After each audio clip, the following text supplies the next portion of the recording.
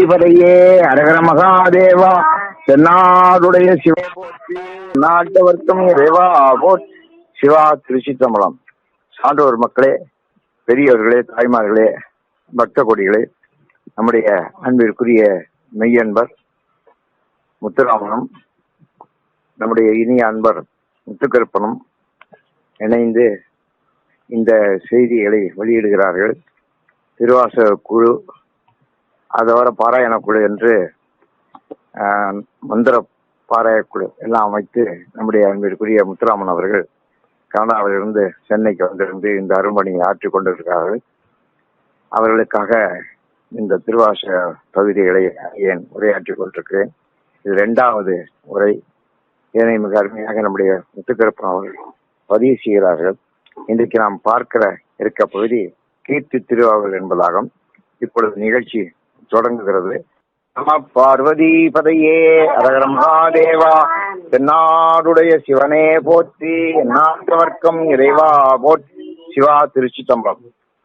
சான்றோர் மக்களே, பெரியோர்களே, தாய்மார்களே, பக்த கொடிகளே, இந்த நிகழ்ச்சி உலகம் முழுவதும் அங்கெங்கே இருந்து கேட்டுக்கொண்டிருக்க இந்த ஏகன் அநேகன் குழுவை சேர்ந்த பக்த கொடிகளே, உங்கள் அனைவருக்கும் என்னுடைய பணியன்பான நன்றியையும் வணக்கத்தையும் புலப்படுத்திக் கொள்கின்றேன். இன்றைக்கு இந்த திருவாசக விரிவுரை நிகழ்ச்சியிலே இன்று நாம் பார்க்க இருக்கிற பகுதி 2வது பகுதி, சித்தி திருஅகவல், கீர்த்தி திருஅகவல் என்பதாகும். கீர்த்தி என்றால் புகழ் என்று பெயர். சிவபெருமானுடைய புகழை விளக்குகின்ற பகுதி இந்த பகுதி. சிவபெருமானுடைய புகழை விளக்குகின்ற பகுதி இந்த பகுதி.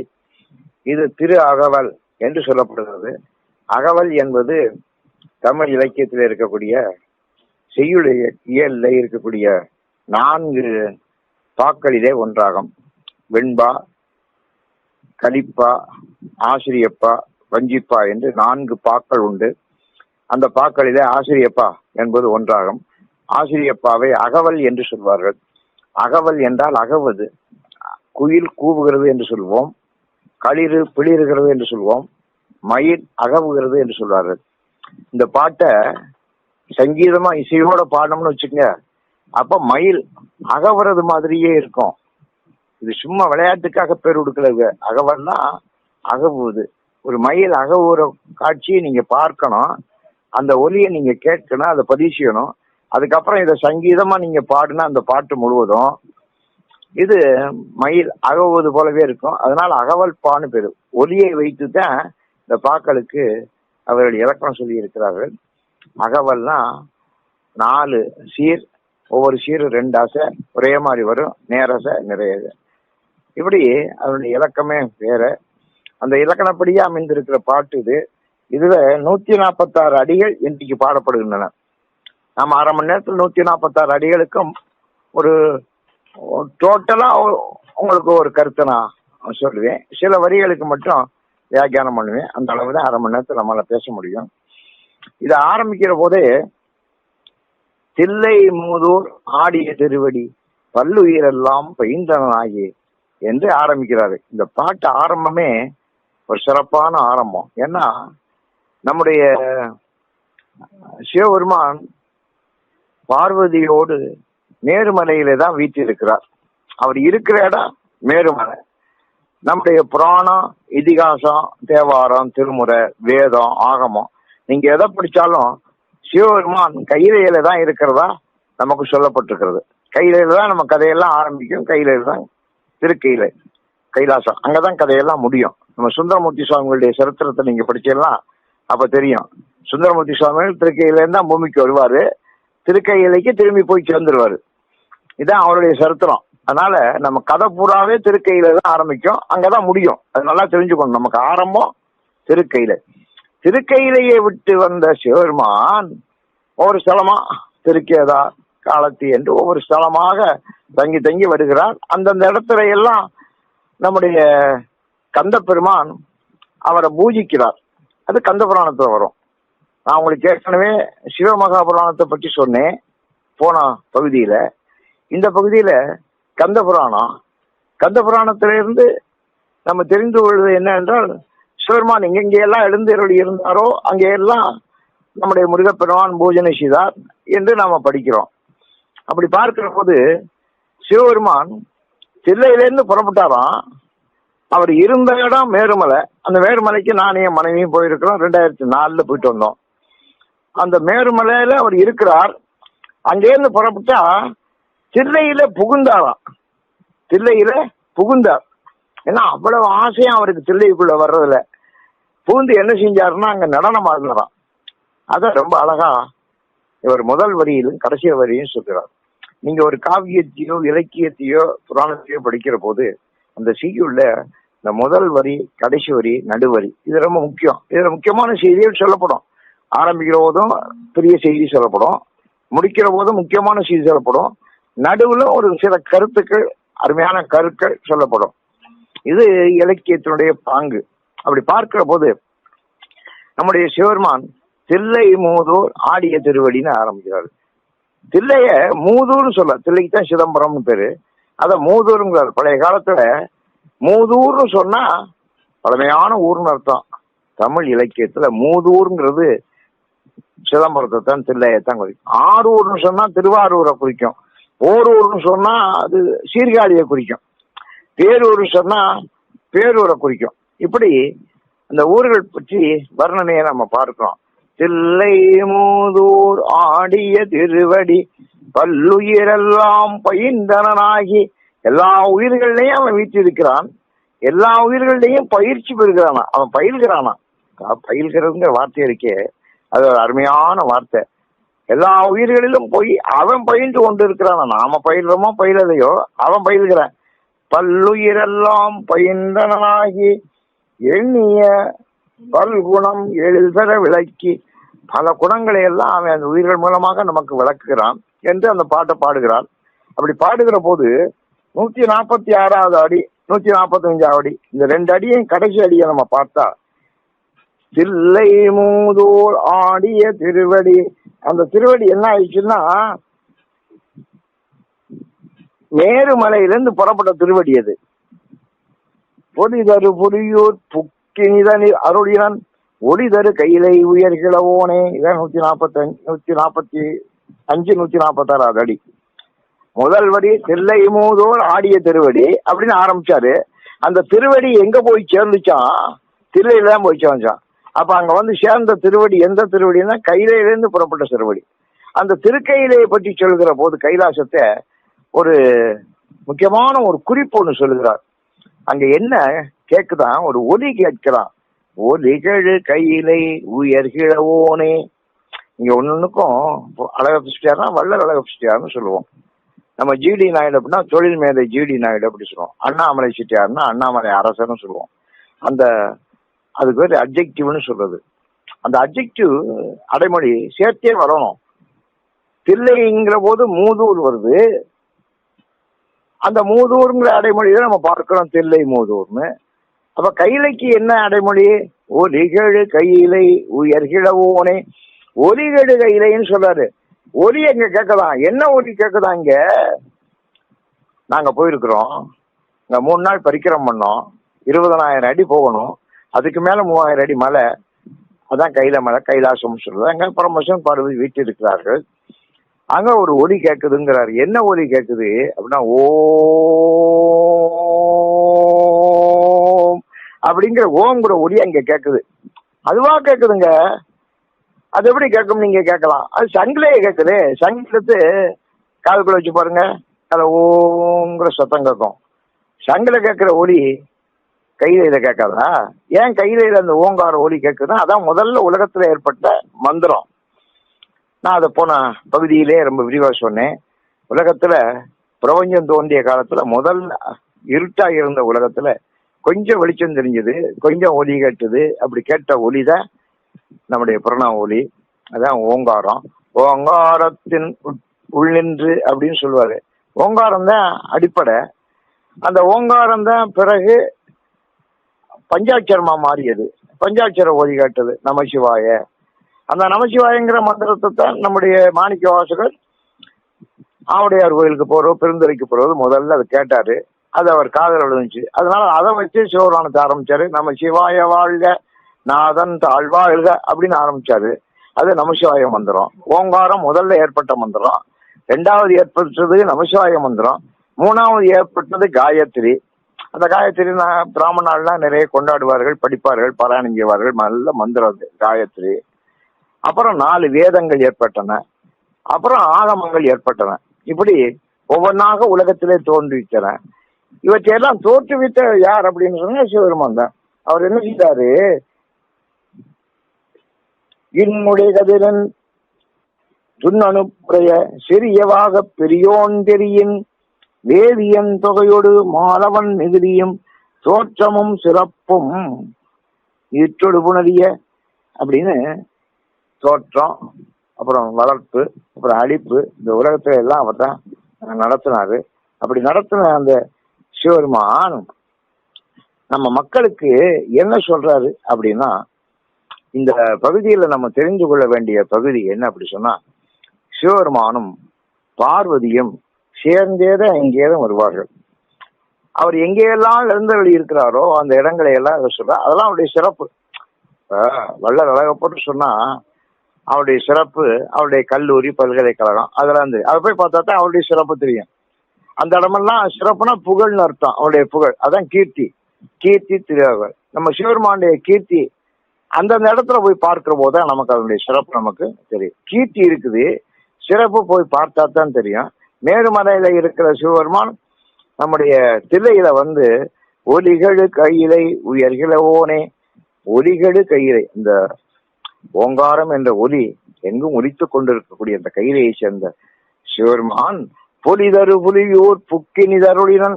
பொலிதரு புலி, பொலிவாக இருக்கக்கூடிய அந்த மூதுராகிய தில்லை இருக்குத, அங்க அதுக்குள்ள புகுந்தானா, அந்த ஊருக்குள்ள புகுந்து இருந்த அருளினன். அங்கதான் அவன் நடமாடுகிறான். அவன் இருந்த இடம் நமக்கு தெரியும், அதான் கைலை. அவன் வீட்டிருந்த இடம், அவன் புகுந்து நடனமாடிய இடம், அதான் நடராஜாவாக மாறிய இடம் சிதம்பரம். அங்க அவன் நடனம் ஆடுகிறான். அவன் எங்க ஆகமத்தை சொன்ன, இது ரொம்ப முக்கியமான பகுதி. இப்ப நான் சொல்ல போற பகுதி, அங்க ஆகமத்தை சொல்றேன். எங்க சொல்றேன்னா மகேந்திர மலையில சொல்றேன். அவன் தோன்றிய இடம் திருக்கையில, அவன் நடனமாடிய இடம் தில்லை. ஆனா ஆகமத்தை சொன்ன இடம் மகேந்திரம். துண்ணு மாமலை அப்படி மகேந்திர மதனில், அப்படி மண்ணு மாமலை மகேந்திர மதனில். அப்படி அந்த மகேந்திர மலையில தான் அந்த சிவபெருமான் நமக்கு மந்திரத்தை சொன்னார் என்று நம்ம பார்க்கிறோம். மண்ணு மாமலை மகேந்திர மதன் சொன்ன ஆகமும் தோற்றுவித்த அருளியும். இது ரொம்ப முக்கியமான சரித்திர குறிப்பு. இது புராண குறிப்பு மட்டுமல்ல, சரித்திர குறிப்பு. அவன் நம்ம மனசுகள்ல வந்திருக்கா. நம்ம எல்லாம் அடியார்கள். அடியார்கள் உள்ளத்துல போய் உட்கார்றானா. அடியார் உள்ளத்து அன்பு மீதூர குடியா கொண்ட கொள்கையும் சிறப்பும். அடியார் உள்ளத்துல எப்படி இருக்கிறான்னா குடி இருக்கிறானா. அவரை தன்னுடைய குடிகளாக கொள்கிறான். அடியார் உள்ளத்து அன்பு மீதூர, இந்த உள்ளத்துல வந்து உட்காரோம்னா அன்பு ரொம்ப அதிகமா இருக்கணும். அன்பு இருந்த அன்பு மீதூரங்கிற, அன்பு மீதூரம்னா மேலே வலியணும். பால் வலியுதுன்னு சொல்றோம், அப்படி வலியணும், மேலே ஏறி வலியணும். அதான் அன்பு மீதூர, அன்பு வலியணும். அது எப்படி? அடியார் உள்ளத்துல அன்பு அதிகமா வலிஞ்சா அங்க போய் சிவபெருமான் குடிகொள்வானா அந்த அந்த மனத்துல. குடியா கொண்ட கொள்கையும் சிறப்பும். குடியா கொண்ட கொள்கையும் சிறப்புங்கிற போது இன்னொரு பொருளும் நம்ம எடுத்துக்கணும். குடிமக்களுடைய உள்ளத்துல, பக்தர்களுடைய உள்ளத்துல போய் அவன் குடிகொள்கிறான் என்பது மட்டுமல்ல, அவனுடைய உள்ளத்திலையும் பக்தர்கள் குடிகொள்கிறார்கள். அதனாலதான் குடியா கொண்ட கொள்கையும் சிறப்பும். ஒரு முதலாளி தொழிலாளி இருக்கான்னா, முதலாளி தொழிலாளியினுடைய உள்ளத்துல இருக்கணும், தொழிலாளி முதலாளியினுடைய உள்ளத்துல இருக்கணும். அத குடி புகணும். அப்ப ஒருத்தர் பாதுகாப்பா, ஒருத்தர் புரிஞ்சுக்காக. இப்ப கரோனா வந்துருச்சு, லட்சக்கணக்கான மக்கள் புலம்பெயர்ந்து போகிறார்கள். தொழிலாளிகள் ஏன் புலம்பெயர்ந்து போகிறார்கள்? அவனை கேட்டா எனக்கு சாப்பாடு இல்லை, சம்பளம் இல்லை, சோறு போடலைங்கிறேன். முதலாளியை கேட்டா என்கிட்ட வசதி இல்லைங்கிறேன். ஏன்? ஒருத்த மனத்துல ஒருத்த புங்கல. சும்மா எல்லாம் வேலைக்காக போய் சேர்ந்து ஒப்பந்த தொழிலாளிகளாக இருந்தார்களே ஒழிய அவர்கள் பக்தர்களாக இல்லை. பக்தர்களாக இருந்தா, அடியார்களாக இருந்தா, அவன் சோறு போடலைன்னா கூட பரவாயில்ல, நான் இங்க இருக்கிறேன், ஏன் நீ போடுற அன்னைக்கு போடணும்னு சொல்லிக்கிட்டே இருப்பேன். அவன் என்ன சொல்லுவான்? முதலாளி எனக்கு இல்லைன்னா கூட பரவாயில்ல, உனக்கு போடுறேன். அதான் குடிமக்கள் நினைப்பு, குடிமக்களுடைய பண்பு. குடியா கொண்ட கொள்கையும் சிறப்பும். அதான் சிறப்பான கொள்கை என்று நம்முடைய சிவபெருமானுடைய குடிபுகும் தன்மையை ரொம்ப அழகா நமக்கு சொல்கிறார் மாணிக்கவாசகர். பட்டினப்பாடல ஒரு வரி வருது. பழைய பழங்காலங்களில பல நாடுகள்ல இருந்து காவிரி மூட்டத்துக்கு மக்கள் எல்லாம் புலம்பெயர்ந்து வந்தாங்களாம். இப்ப புலம்பெயர்ந்த தொழிலாளிகள் பல மாகாணங்களில் இங்க வர்றாங்க, இங்கிருந்து பல மாகாணத்துக்கு போறாங்க. அவர்களை புலம்பெயர்ந்த தொழிலாளிகள் சொல்றான். இந்த புலம்பெயர்ந்த வார்த்தைங்கிறது சங்க இலக்கியத்துல பட்டினப்பாடல இருக்கு. பட்டினப்பாடல புலம்பெயர் மாக்கள் கலந்து இனிது உரையும் முட்டாச்சிறப்பில் பட்டினம், பெரிய சிறப்புடைய பட்டினம் காவிரிப்பட்டினம். அங்க யார் வாழ்றா? புலம்பெயர் மாக்கள், எங்கெங்கயோ நாடுகள்ல இருந்து வந்தவங்க. மொழி பல பெருகிய படிதீசையத்து புலம்பெயர் மாக்கள் கலந்து இனிது உரையுங்கிற ஒருத்தர் மனசுக்கு கலந்து இனிது உரையணும். அதான் காஸ்மோபாலிட்டன் சிட்டி அப்படின்னு இன்னைக்கு சொல்கிறாரு.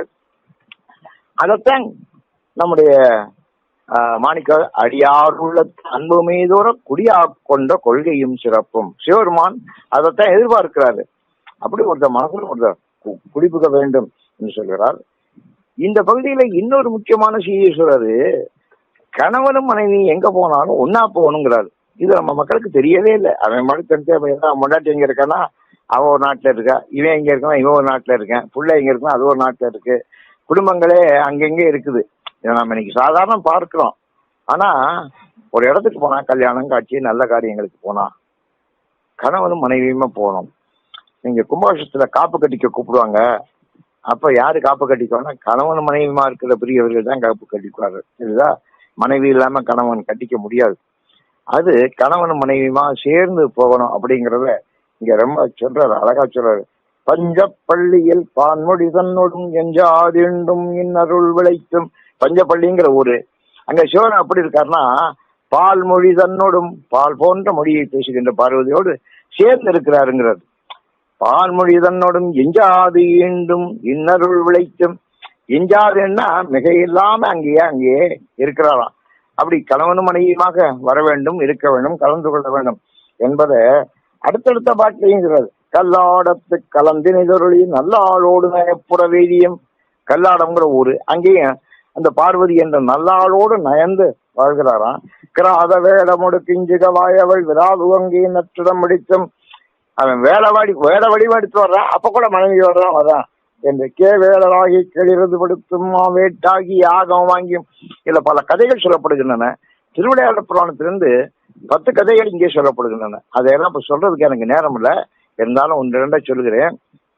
அவன் நம்முடைய பார்வதி தேவிக்கு உமையம்மைக்கு இந்த ஆகமத்தை சொல்லி கொடுத்தானா. ஆகமத்தை சொல்ற போது அவ சரியா அமைதியா கேட்காம, கவனமா கேட்காம, ஏதோ கவனமா வேற கவனமா இருந்திருக்கா. அதனால அவருக்கு கோபம் வந்துருச்சு. கோபம் வந்தோடனே நீ போ, கடற்கரையில போய் வளையர் வீட்டுல போற அப்படின்னு சாபம் கொடுத்துட்டாரு. அப்ப பக்கத்துல முருகனும் பிள்ளையார் இருந்தாங்களாம். அவங்களுக்கு கோபம் போச்சு. என்ன இது அப்பா வந்து அம்மா இப்படி தண்டிக்கிறாரு அப்படின்னு. அவர் வேதத்தை தான் சொல்லிக் கொடுத்து கொண்டிருந்தார், வேதம் ஆகமம் இதைத்தான் சொல்லி கொண்டிருந்தார். ஆனா அதை கேட்கல. அதனால அவர் சாபம் போட்டாரு. இவர்களுக்கு கோபம் வந்துருச்சு. உடனே என்ன செஞ்சாரு விநாயகப் பெருமான், அங்க இருந்த வேத ஆகமம் எல்லா சுவடிகளையும் எடுத்து கடல்ல வீசி எறிஞ்சாராம். இதெல்லாம் நடந்தது மலையில. சரிதா? மண்ணும் மாமலை மகேந்திர மதனில் சொன்ன ஆகமம் தோற்றுவித்தருளியும். ஆகமம் சொன்ன இடம் அதான். அது மகேந்திர மலைன்னா எதுன்னு நீங்க கேட்கலாம். மகேந்திரனா இந்திரன் அர்த்தம், மகா இந்திரன். அவன் தான் தேவேந்திரன். அவன் இருக்கிற மலைக்கு பேரு மகேந்திர மலைன்னு பேரு. சிவபெருமான் இருக்கிற இடத்துக்கு மேருமலைன்னு பேரு. கந்த பெருமான் இருக்கிற இடத்துக்கு கந்தமலைன்னு பேரு. அதான் கந்த வெற்பு. அதுவும் இமயமலையில தான் இருக்கு கந்த வெற்பு. இவன் இருக்கிறதுக்கு பேரு மகேந்திர மலைன்னு பேரு. மகேந்திர மலையில என்ன சிறப்புனா இவர் ஆகமத்தை சொன்னார். சொன்ன ஆகமம் தோற்றுவித்து அருளியும். அங்கதான் தோற்றுவித்து ஆகமத்தை தோற்றுவித்து மனைவிக்கு சொன்னார். அந்த சொன்ன ஆகமத்தை அவர் சரியா கேட்கல. கேட்கறதுனால கோவம் வச்சு போய் வளைய வீட்டுல சேரு அப்படின்றாரு. இல்ல வளைய வீட்டுல பிறக்க போனான். எங்க நாகப்பட்டினத்துல வளையர் தலைவன் அவங்க வீட்டுல ராஜகுமாரியா சேர்றா. ஆனா நம்முடைய விநாயகப் பெருமான் எல்லா வேதத்தையும் தூக்கி வீதி எரிஞ்சிட்டாரு. அது மட்டுமல்ல, முருகப்பெருமான் சிவபெருமான் கையில இருந்த ஒரு ஏட்டையும் பறிச்சு அவரும் தூக்கி எரிஞ்சாரு. இதனால அவருக்கு ரொம்ப கோபம் வந்துருச்சு சிவபெருமானுக்கு. நந்தி தேவரை கூப்பிட்டாரு. ஏன்டா நீ இவங்களெல்லாம் உள்ள விட்ட, நான் உபதேசம் பண்ற போது அப்படின்னு சொல்லிட்டு, நீ சுறாமீனா போய் அந்த கடல்ல பெற அப்படின்ட்டாரு. அவன் சுறாமீனா வந்து பிறந்தேன். சுறாமீனா பிறந்தவன் என்ன செய்தான் அப்படின்னா, அங்க தூக்கி எறியப்பட்ட வேத ஆகமங்களை எல்லாம் தன்னுடைய தலையிலே தூக்கி கொண்டு திரிந்தான், பத்திரமா பாதுகாத்து கொண்டு இருந்தான். விநாயகர் பெருமானுக்கு முருகப்பெருமானுக்கு எல்லாம் ஏன் அவர் ஒன்னும் சொல்லல அப்படின்னு சொன்னா, சிவபெருமானுடைய வடிவந்தான் அவர்கள் எல்லாம், அதனால அவர் விட்டுட்டாரு. நம்முடைய முருகப்பெருமானை மட்டும் நீ போய் மதுரையில செட்டி தெருவில் போற அப்படின்னு சொல்லி கொடுத்தாரு. அதுதான் உக்கிரசன்மனம் கதையில வருகிறான். நம்முடைய சிவபெருமான் பார்வதியை பத்தி சொன்னாரு, நீ அங்க போய் மலையாள தெருவில் வாழ், நான் உன்னை கல்யாணம் பண்ணி அழைத்து வரேன்னு சொன்னாரு. அவளுக்கு 12 வயசு ஆச்சு. இவர் உடனே இங்கிருந்து புறப்பட்டு போறாரு. அப்ப அந்த சுறாமீன் அங்க எந்த படகையும் போக விடாம தூக்கி அடிச்சு ரொம்ப துன்புறுத்துகிறது. அதனால அந்த வளையராஜா சொன்னேன், அவனால தடுக்க முடியல. அவன் சொன்னான், இந்த மீனை எவன் பிடிக்கிறானோ சுறாமீனை, அவனுக்கு என் மகளை கல்யாணம் பண்ணி கொடுக்கன்னு சொன்னேன்.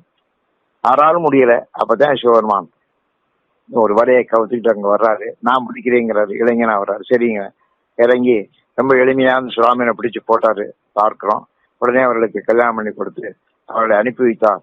அப்படி ஒரு வேதங்களை எல்லாம் கொண்டு திருநந்தி தேவரும் திருக்கையிலைக்கு வந்து சேர்ந்தார் என்று அந்த கதை முடியுது.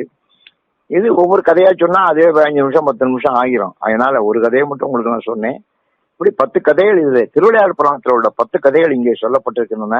இதை குறிப்பா சொல்லணும்னு சொன்னா, கணவனும் மனைவிய ஒன்னா இருக்கணும், ஒன்றா சேர்ந்து வாழணும், வாழ்த்துக்கிற போது ஒன்றா வாழ்த்தணும் அப்படிங்கிறத நமக்கு இந்த பகுதியில ரொம்ப குறிப்பா சொல்கிறார். மகேந்திர மலையில தான் அவர் சொன்னாரு இந்த ஆகமத்தை அப்படிங்கிறதுக்கு 3 இடத்துல இந்த பகுதியில சொல்லப்பட்டது. என்ன சொல்றாரு, மண்ணும் மாமலை மகேந்திர மலையில் சொன்ன ஆகமும் தோற்றுவித்தாருடையும் அப்படின்னு ஒரு இடத்துல சொல்றாரு. அதுக்கப்புறம் மகேந்திர மாமலை மந்திர மாமலை மகேந்திர வெப்பன் அப்படின்னு ஒரு இடத்துல சொல்றாரு. அதுக்கப்புறம் இன்னொரு இடத்துல சொல்றாரு. அப்படி 3 இடத்துல மகேந்திர மலையை பற்றிய செய்திகள் சொல்லப்படுகின்றன என்பதை சொல்லி, மீண்டு வாரா வழி அருள் புரிபவன் சிவருமான் திரும்பி இங்க வரக்கூடாது. நம்ம மக்கள் போனா அவனுடைய திருக்கையிலைக்கு போயிட்டோம்னா அவனுடைய திருப்பாதத்துக்களே இருக்கணும் அப்படிங்கிறதுக்கு அவன் வழி புரிகிறான் என்று சொல்கிறான். இதைத்தான் நான் சிவபுராணத்துடைய முடிந்த முடிவாக நேற்று நான் அவங்களுக்கு சொன்னேன், போன வாரம் சொல்கிற போது. ஏகம்பத்தில் இயல்பா இருந்த திருவாஞ்சியத்தில் இருந்தான். திருவாஞ்சியம் தான் நம்முடைய நகரத்தார் பெண்கள் குறிப்பிடம் இருந்த இடம். அங்கிருந்து அவர்களை நம்ம அழைத்து வந்தோம். அங்கே மறுவார் குழல்கள், அங்கேயும் மனைவியோடு சேர்ந்து ஏகம்பத்துல இயல்பா இருந்தேன். பாகம் பெண்ணோடு ஆயின வருஷம் தன்னுடைய மனைவியோடு பாகமாக இருந்தார். அதுக்கப்புறம் ஈங்கோய் மலையில் எழுதது காட்டி ஈங்கோய் மலை, நாங்க ராமேஸ்வரம் காசிக்கு பாத யாத்திரை நடந்து போற போது இந்த முசிறிக்கு பக்கத்தில் இருக்க ஒரு ஈங்கோய் மலையில 1000 படி ஏறி இறங்கணும். அங்கே சிவபெருமான் எப்படி இருக்கிறார்னா மரகதமாகவே இருக்கிறார். நம்ம திருவுத்திரவசம் வங்கிக்கு போனா மரகத வடிவத்துல பார்க்கலாம், இங்கே மரகத லிங்கமாகவே இருக்கிறார். அது தை மாசம் ரத சப்தமி அன்னைக்கு சூரியன் அந்த கோயில வணங்குகிறான், அவரை வணங்குகிறான். பேரொடியாக புலம்பாக தெரிவார் என்று நமக்கு சொல்லப்படுகிறது. மந்திர மகேந்திர மாமலை மகேந்திர வெப்பன் ஆகிய அவன் கழுக்கடை தன்னை கை கொண்டருளியும், கையில வேல் வச்சிருக்கான். கழுக்கடைனா வேல் நட்டான், கையில வேல் வைத்திருக்கான். அரியோடு பிறமற்கு அளவறியாதவன் அவன், பிரமாவும் திருமாலும் அவனை கண்டறிய முடியவில்லை. ஏன்னா அவளை பெரிய பேரோடியாக நின்றான் என்ற கதையெல்லாம் போன பகுதியில் நான் சொன்னேன். மீண்டு வாரா வழியருள் புரிவோன், நம்ம மீண்டும் இந்த பூமிக்கு வரக்கூடாது என்பதற்காக வச்சுதான். நாயினேனை நலமளி தில்லையுள் கோலமா திருப்பதிவில் வருகன, அவன் தான் நாயை போல மிக கேவலமாக வாழ்ந்த என்னை கோலத்தோடு வரும்படியாக திருப்பரங்குன்றுறைக்கு அழைத்தான். அதனால நான் மந்திரி கோலத்தோடு போனேன்.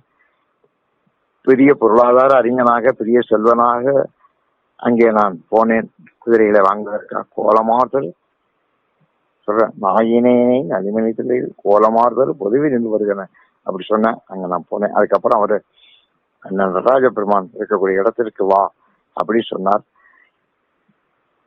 இங்கே இந்த பகுதியில சிவபெருமானுடைய பல கதைகள் சொல்லப்பட்டிருக்கின்றன.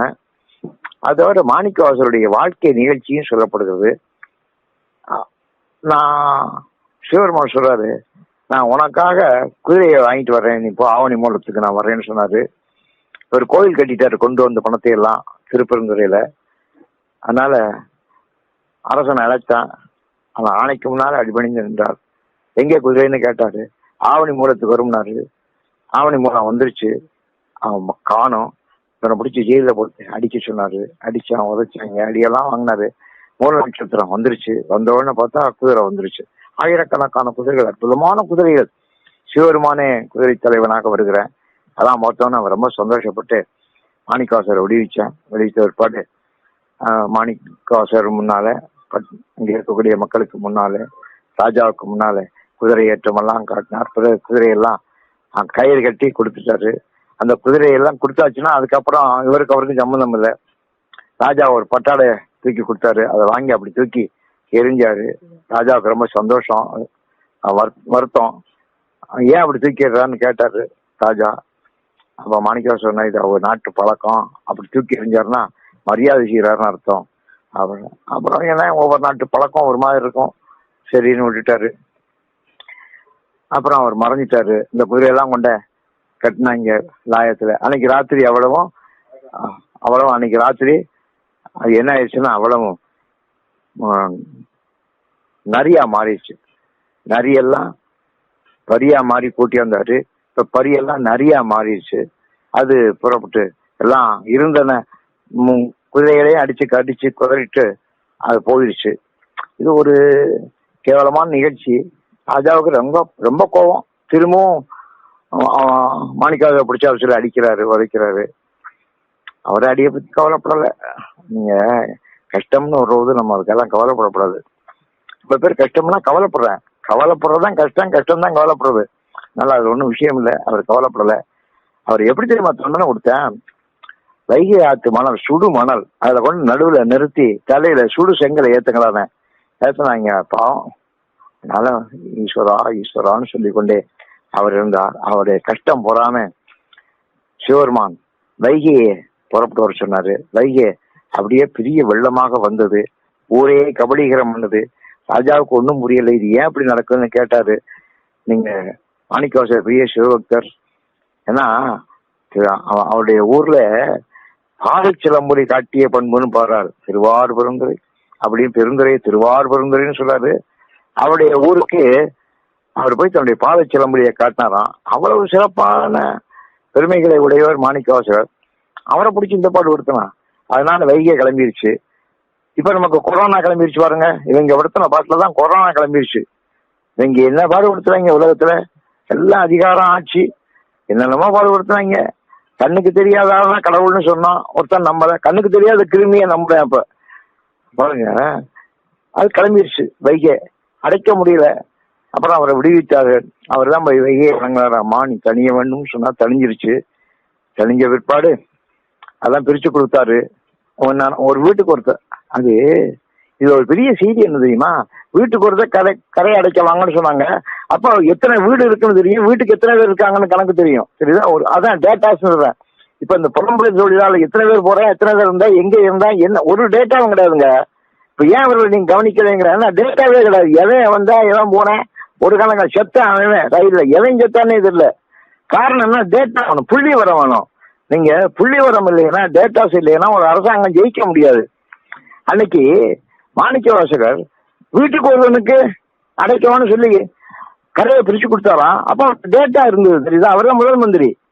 டேட்டா இருந்தது, பிரிச்சு கொடுத்தாரு. அதுல வந்தின்னு ஒருத்தி 80 வயசு ஆனவன். அவன் தனி பிரம்மச்சாரி. அவன் இவ்வளவு நாள் சூரியன் எந்த பக்கம் இருந்தாலும் கவலை இல்லாம இருந்தா. அவருக்கு ஒரு கவலை வந்துருச்சு. இப்ப நமக்கெல்லாம் கவலை வந்துருச்சு பாருங்க. சூரியன் எந்த பக்கம் இருந்தாலும் நம்ம சூரியன் உதிக்கிற போது எந்திரிக்கிறதே கிடையாது முதல்ல. அதுக்கப்புறம் சூரியன் எந்த பக்கம் உதிச்சா என்னன்னு நம்ம வாழ்ந்துக்கிட்டு இருந்தோம். இப்ப பாருங்க, எல்லா வீட்டுக்குள்ள முடக்கி போட்டாரு. அவ்வளவு வரையும் அடக்கி போட்டாரு, முடக்கி போட்டார்ல. அதனால பகவான் நினைச்சா என்ன வேணாலும் பண்ணுவாருங்க. அவள் எதுவும் கவலைப்படாம இருந்தா. அவளுக்கு வந்து விட்டது ஓர் இடையூறு மன்னவன் ஆணையாளேனா. ராஜா ஆணை போட்டா, நீ உன் பகுதியை போய் அடையணு. அவளுக்கு ஒரு பகுதி பிரிச்சு விட்டுருக்கேன், அந்த பகுதியை அடைக்கிறதுக்கு ஆள் இல்லை. அவளோ தனி. அப்பதான் சிவபெருமான் தலையில கூடையை கவுத்துக்கிட்டு, வேலைக்கு போறேன் கூடையை நிமித்து போட்டுக்கிட்டு வருவேன். இவர் வேணும்னு விளையாட வர்றாரு, அதனால கூடையை கவுத்து போட்டுக்கிட்டு வர்றாரு. கூலி கொள்வார் உண்டோன்னு, கூலி தந்து எனக்கு வேலை தருவார் உண்டோன்னு கேட்டுவார். வேலை தந்துதான் கூலி கொடுக்குற பழக்கம். இவர் எனக்கு கூலியை தந்து எவனா வேலை வருவானா அப்படி எல்லாம் எதிர்மறையா பேசிக்கிட்டு வர்றாரு. இவருக்கு ரொம்ப சந்தோஷம். சரி வா அப்படின்னு வந்தி 80 வயசு. சரி வா, உனக்கு கூலி என்ன கூலி? உனக்கு புட்டு தர்றேன். சரி புட்டு அவிச்சு முதல்ல சாப்பிடும். முதல்ல கூலியை தந்தேன். சரி உட்காந்து. அப்ப நான் புட்டு அவிஞ்ச புட்டு தரமாட்டேப்பா, அது உடஞ்ச விட்டா தான் தருவேன், ஏன்னா அதை வைக்க முடியாது அப்படின்னா. சரி உடஞ்ச விட்டதான் அவிச்சு வச்சு வைக்க அப்படி உடஞ்சே வருது. எல்லாம் உடஞ்ச விட்டு அவன் சாப்பிட்டாரு. சாப்பிட்டு சரி போனாரு. போய் அங்க போய் ஆட்டம் போடுறாருங்க. ஆட்டம் போடுறதுக்கு ஒரு இடம் வந்துதா, தில்லை மூதூர் ஆடிய திருவடி, அங்கதான் ஆட்டம் போட்டாரு. தெரியுதா, சிவபெருமான் ஆட்டம் போட்ட இடம் தில்லை தான். யாருக்கா ஆட்டம் போட்டாரு? தில்லை காளிக்காகவும் தில்லையில இருந்த சிவகாமிக்காகவும் இருவருக்கும் அவர் அருள் செய்தார் அப்படின்னு இந்த பகுதியில கடைசியில சொல்லப்படுகிறது. அப்படியே ஆட்டம் போட்டார். அது தில்லையில. இங்க சிவபெருமான் மதுரை ஆட்டம் போட்டார். அதனால சிவபெருமான் ஏன்டா இப்படி உன் பங்கு அடைக்காம இருக்கான்னு ஒரு பொற்புறம் வாங்கி அடிச்சாரு. அவர் அடிச்ச அடி அவன் முதுகுல மட்டும் இல்ல, உலகத்துல இருக்க அவ்வளவு உயிரினங்கள் மீது பட்டதான். அந்த அரசருடைய அடிப்பட்ட இடம் தான் அரசர் அடி என்று இன்றைக்கும் பெயர் இருக்கிறது. அரசர் அடிதான் அரசருடைய அடிப்பகுதின்னு இல்ல, அரசு மரத்தினுடைய அடிப்பகுதின்னு பொருள் இல்ல, அரசர் அடிபட்ட இடம்னு அர்த்தம். அரசரை யாரா அடிக்க முடியுமா? அதான் அரசர் அடி என்று இன்றைக்கும் சொல்லப்படுகிறது. அப்படிப்பட்ட நம்முடைய மாணிக்கவாசருடைய சரித்திரம் எல்லாம் சொல்லப்படுகிறது. கடைசியா தில்லைக்குவான்னு சொல்லிட்டாரு. தில்லைக்கு அவர் போறாரு. போறதுக்கு முன்னால பார்த்தா பெருந்துறையில இருந்தாரு. அங்கே சிவபெருமான் தன்னுடைய அடிகளோட வந்திருந்து அவர்களுக்கெல்லாம் உபதேசம் செய்து கொண்டிருந்தார். அந்த செய்த உபதேசம் தான் நமச்சிவாய. அந்த மந்திரத்தை கேட்டாரு. அப்புறம் அவர் உபதேசம் கழிச்சிட்டு போறவது நீங்க எல்லாம் இருங்கன்னு போயிட்டாரு. தீ இந்த குளத்துல எரியும், அப்ப நீங்க எல்லாம் உள்ள போயிருங்கன்னு எல்லா அடியார்களையும் சொன்னாரு. மாணிக்கவாசகர் மட்டும் நீ தில்லைக்கு வாங்கிட்டு போயிட்டாரு. அதனால இவர் தில்லைக்கு போறாரு. அவங்க எல்லாம் தீயில வந்த உடனே குளத்துல மூழ்கி போயிட்டாங்க. தில்லைக்கு போனார். தில்லைக்கு போன ஏற்படுதான் திருவாசகத்தை எழுதினார். அதுல ஒரு பகுதி தான் இப்ப நாம பார்த்த 2வது பதிகம். இது அகவல் அமைப்பில எழுதப்பட்டிருக்கிறது. அகவல்லாம் உங்களுக்கு சொல்லிட்டேன். அது ஆசிரியப்பான்னு பேரு. இப்படி ஆசிரியப்பாவில் 146 அடிகள்ல மிக அழகாக அடி இருக்கிறார். எழில் பெறும் இமயத்து இயல்புடைய அம்பன் பொலிதொரு புலியூர் புலிவெளி நட்னோவில் கணித செவ்வாய் உமையவு காளிக்கு உமையோடு காளிக்கு அருளுடைய திருமுகத்து அளவுறு நகை. காளிக்கும் சிவகாமிக்கும் அருள் புரிந்த இடம் தில்லை. அங்க பொலிதரு புலியூர் புக்கி நிதருளினான் ஒளிதரு கையிலை உயர்கிற ஓனே. பொலிதரு புலியூருங்கிறாரு. முதல்ல சொல்ற தில்லை மூதூர் ஆடிய திருவடினார். அது மூதூர், அது அதனுடைய பழமையான ஊர். இன்னைக்கு தமிழ்நாட்டில் இருக்கிற பழமையான ஊர்கள்ல எல்லாம் ஸ்ரீரங்கம், அது அவர் படுத்திருக்கிறாரு. வைஷ்ணவஸ்தலம் பெருமாள் படுத்திருக்காரு. இங்கே நடராஜா ஆடுறாரு. அந்த காலத்து கதை ஒண்ணு சொல்லுவாங்க. கிராமங்கள்ல எல்லாம் ஒரு சின்ன கிராமத்துல ஒரு ரயில்வே ஸ்டேஷன் தான். அந்த ரயில்வே ஸ்டேஷன்ல ஒரு பொம்பளை போய், கிராமத்து பொம்பளை டிக்கெட் கேட்டாலாம், எங்க ஊருக்கு ஒரு டிக்கெட் கொடுங்க. அந்த ஸ்டேஷன் மாஸ்டர் கேட்டாரான், உனக்கு எந்த ஊரை பொண்ணுலாம்? அதான் எங்க ஊருக்கு டிக்கெட் கொடு. அதாம்மா உங்க ஊர் எது? எங்க ஊரா? அது கொள்ளிடத்துக்கு பக்கத்துல இருக்குங்க அப்படின்னா. அவர் சொன்னாரு, அந்த கொள்ளிடத்து பக்கத்துல ஸ்ரீரங்கம் இருக்கு, ஸ்ரீரங்கம்மான்னு கேட்டாரு. அவர் சொன்னா, அங்க அவரா படுத்திருக்காருங்க, எங்க ஊர்ல அவர் ஆடுறாருங்க, சிதம்பரத்துல அவர் ஆடுறாரு. சிதம்பரம் கொள்ளிடத்து பக்கத்துல இருக்கு, ஆடுறாரு. இந்த ஆடுறாருங்கிற வார்த்தையை கேட்ட உடனே அந்த ஸ்டேஷன் மாஸ்டர் ரொம்ப சந்தோஷம். ஏன்னா ஆட்ட பாட்டமே இல்லாம கிராமத்துல அடைஞ்சே கிடக்கிறவர், அடைஞ்சிருக்க பாருங்க, அது மாதிரி அடைஞ்சு கிடக்கிறவர். அதனால அந்த கவுண்டருக்குள்ள தலையை நீட்டிக்கிட்டு, எங்க ஊர்ல அந்த ஊர்ல ஆடுறாரு எங்க ஊர்ல சொன்ன உடனே, அவர் யார் ஆடுறா, எங்க ஆடுறா, எப்ப ஆடுறான்னு கேட்டாராம். அதான் அப்படி ஆடு நடந்தா நம்முடைய நடராஜ பெருமான் ஆடியார் தில்லை மூதூர் ஆடிய திருவடி. அதுக்குள்ள ஆர்வமா புகுந்தாராம். புலிதரு புலியூர் புக்கு இனிதார் அப்படின்னாரு. புகுந்தாராம். சில வீட்டுக்குள்ள நம்ம புகுறோம், சில வீட்டுக்குள்ள யோசிச்சு போவோம், சில வீட்டுல கடன்னு போவோம். இப்படி புக்கு இனிது அருளினான்னு சொன்னார். ஒளிதரு கையிலே உயர்கிற ஓனே. சிவபெருமானுக்கு எவ்வளவோ பெருமைகள் இருந்தாலும் அந்த ஒளிதரு கையிலே, ஒளின்னு சொன்னா நமச்சிவாய ஒளி, கேட்டுக்கொண்டு இருக்கக்கூடிய கையிலே வீச்சிருக்கக்கூடிய சிவபெருமான் அவனுடைய பெருமைகளை எல்லாம், கீர்த்திகளை எல்லாம், புகழை எல்லாம் இதுல ரொம்ப அழகா 146 வரியில வர்ணித்திருக்கிறார். இதுல பல கதைகள், 10 கதை திருவிளையாடல் புராணத்திலும் சொல்லப்பட்டிருக்கிறது, கந்தபுராணம் சொல்லப்பட்டிருக்கிறது, சிவமகாபுராணம் போன நான் சொன்ன சொல்லப்பட்டிருக்கிறது. இப்படி பல புராணங்களையும் இசைத்து இணைத்து ஆகமம் தோற்றுவித்தாருடைய இந்த மகேந்திர மலையில தான் இவரு இந்த கதையை சொன்னாரு என்ற அளவிலே ஆகமத்தை சொன்ன இடம் மகேந்திர மலை என்ற குறிப்பை நீங்கள் புரிந்து கொள்ள வேண்டும். இதெல்லாம் நம்முடைய திருவாசகம் நமக்கு சொந்த பண்புகள் என்று சொல்லி நீங்கள் இதையெல்லாம் நல்லா படியுங்க. அனைவருக்கும் என்னுடைய நன்றி நல்வாழ்த்துக்களையும் தெரிவித்து அமைகிறேன். வணக்கம், நன்றி.